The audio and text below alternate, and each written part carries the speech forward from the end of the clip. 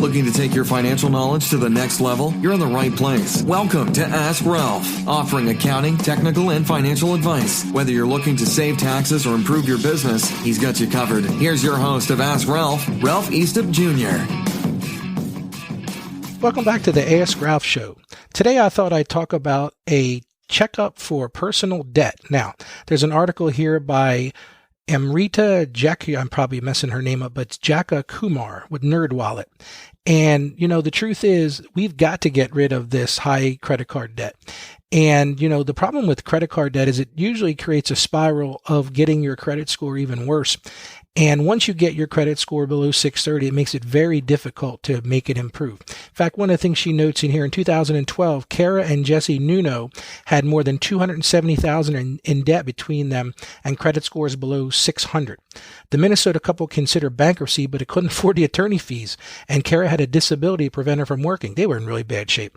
The Nunos turned to a credit counselor who helped them create a budget and negotiate debts with creditors.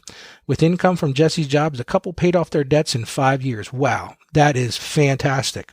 Kara's credit score rose above 660 while Jesse's at 758. This is a success story, folks, which is considered excellent. They even bought a house in the spring. And like they say here, the guy Jesse says, it was just hard to get started, but once we got started, everything fell into place. So what are we talking about here, folks? We're talking about how to get that debt under control. The title of this is Slay Your Debt Even with Bad Credit. So what are some ways that we can do to get rid of that credit card debt? Well, the first one they talk about here, and I have to agree with this, is look for loans outside of the credit card loans. What we're talking about here is secured or co-signed personal loans. Now, most credit card companies require a great or good credit score. Individual lenders can be more flexible. You may have some collateral that you can pledge, like a car, or maybe someone could co-sign for you who has much better credit. Now, the benefit to these are you've got a better chance of qualifying, because if you've got some questionable credit scores or some bumps in your credit road, these individual loans are more easy to get a hold of. They also can use lower interest rates to pay off high debts, which could save you money in interest. So, a lot of times your credit card debt rates are going to be higher, but these individual personal loans or co-sign loans are going to generally have better interest rates. Now, the downside to this is if you pledge collateral, you may end up losing it. Like it says here, your car may be repossessed if you fall behind. And the other thing is, the other con to this, if you ask somebody to co-sign for you, you need to realize that, if you don't make those payments, it's going to affect their score, and that could affect the relationship. Another area that we could use as a checkup for personal debt is to talk about a debt management plan. Now, I have never been a big fan of these credit counseling companies. My experience has been that most of them just prolong the inevitable. I know when I was with a credit union, members would come in and say to me, "Hey, Ralph, I met with this credit company and counselor, and they're going to reduce all my debts and create this, panacea of fantastic things." But the truth is, I have very rarely seen them work. Now, that being said, if you go to meet with somebody who is skilled at this and develops a budget for you and shows you more meaningful ways of handling your debt, that I agree with. But be very cautious about who you select for these. They talk about negotiating with creditors, and we'll talk a little bit about that right now, because what a lot of my clients don't understand. Let me give you an example. So let's say you have a credit card with Home Depot and that you owe $10,000 on your Home Depot card, and you've realized, look, I just can't afford to pay this. And you call Home Depot and say, listen, I'd like to settle this debt. And this is something you can do. I've seen people be very successful with this. And let's say Home Depot says, that's fine. If you can give us $2,000, we're going to settle this debt. So you call mom or dad or sister or brother and say, hey, will you lend me $2,000? I'm going to go pay off this Home Depot card. Well, that's fantastic. But what they don't tell you about is then at the end of the year, they're going to send you a cancellation of debt form. It's called a 1099-C. And that becomes taxable income to you. And I don't want to get into weeds about this, but just remember, so that even though, you wrote off that $8,000 in our example of debt, you may end up owing it in the long run.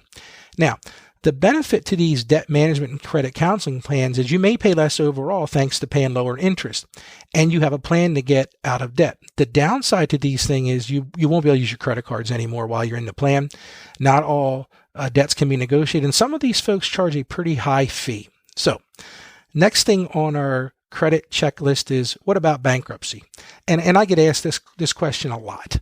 And, bankruptcy does have a stigma to it. I'm not going to say that, but there are some benefits, both financially and emotionally, to filing bankruptcy, which will basically give you a clean slate. There are some situations where it really makes the most sense to go about doing that. But you're going to need to meet with a bankruptcy attorney.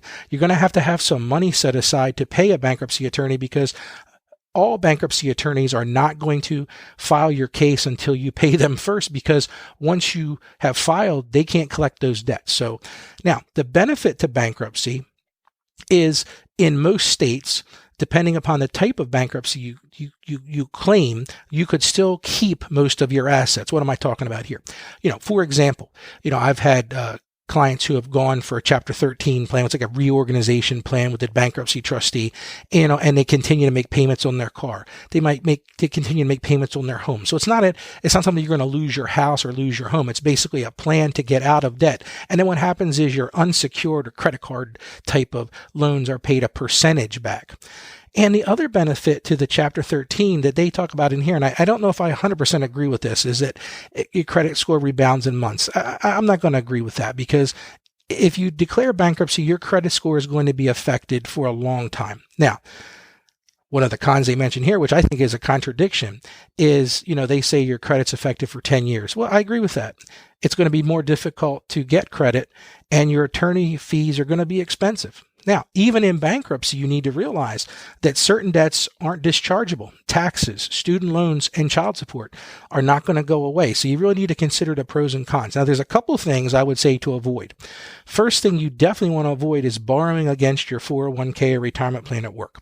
The reason I say that is if for some reason you get separated from your employment, whether it's no fault of your own or you get fired or laid off, any money that you owe still on a 401k retirement loan becomes taxable income to you if you're not able to repay that for 60 days after your job is taken away from you. And that becomes a huge issue if you've got a large loan against that. The second thing I would really be cautious about is borrowing money against a home equity loan. Again, because most people consider their house the thing that they want to salvage no matter what happens. So if you take that money and borrow against it for a home equity loan, then you're putting your house in jeopardy. And unfortunately, what I have seen, I'll call the debt spiral. I've had a lot of clients who have taken that home equity loan, and then they go back out and charge their credit cards up again, and they take another home equity loan, and they go back and charge their credit cards up again. The problem with that is, a few years back when the economy turned, all those people who had taken out those home equity loans after home equity loans after home equity loans ended up losing, because the market value of their homes went down substantially. So they were unable to refinance those homes again, and ended up in bankruptcy anyway. So I hope this has been helpful. It's definitely a good idea to consider this checkup for your personal debts as we get started here, and, really pay attention to the details and develop a plan to get rid of this debt that's really an albatross around each of our necks. You've been listening to Ask Ralph, brought to you by Saggio Accounting Plus. Please subscribe to and rate our podcast on Apple Podcasts or wherever you get your podcasts, and leave us a rating and review. Our podcast is produced by Carolyn Peters. Thank you for listening, and be sure to like us on Facebook and follow us on Twitter at Ask Ralph Media. You can also hear me each week on 1450 WILM and on 1410 WDOV in Delaware, and on the iHeartRadio app. Submit your questions or ideas for future shows by sending an email to AskRalph@AskRalph.com. The information contained in this episode of Ask Ralph is based on data available as of the date of its release. Saggio Accounting Plus and Ask Ralph Media Inc. is under no obligation to update this content if changes occur. Applying this information to your specific situation requires careful consideration of all facts and circumstances, and any information provided is not to be considered as financial, tax, or legal advice. Please consult your tax advisor or attorney before acting on any material covered.